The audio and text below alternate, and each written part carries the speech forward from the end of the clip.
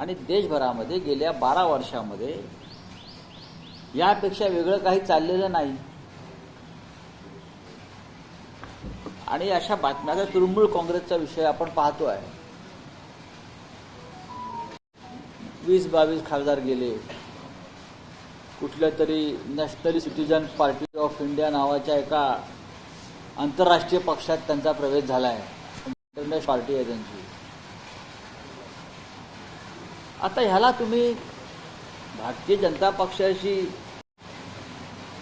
भूक म्हणणार, हाव म्हणणार,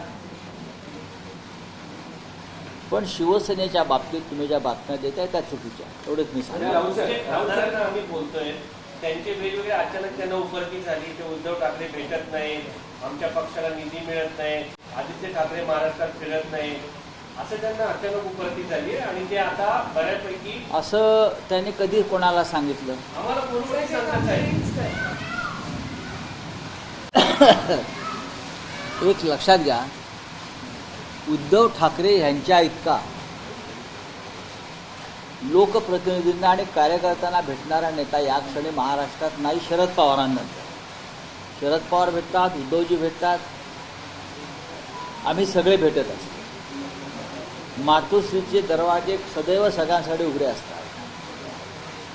तुम्हाला जे कोणी सांगतात ते असं आम्हाला आतापर्यंत कोणी तक्रार घेऊन आलं तर मला दिसत नाही. ग्रामीण भागातले खासदार मुंबईत आले की ते हमखास उद्धवजींना भेटतात. विधिमंडळाच्या काळामध्ये आमदार येतात तेव्हा उद्धवजींना भेटतात. त्याच्यामुळे ह्या तुमच्यापर्यंत आलेली जी बातमी आहे ती पूर्णपणे चुकीची आहे. या क्षणी मी इतकंच सांगेन, शिवसेनेचे 9 खासदार एकत्र आहेत, एकत्र राहतील. पण राऊतसाहेब, रविवारी एक मीटिंग मातोश्रीत पार पडते, ज्या मीटिंगला 5 खासदार अनुपस्थित राहतात किंवा ऑनलाईन बैठकीला उपस्थित राहतात.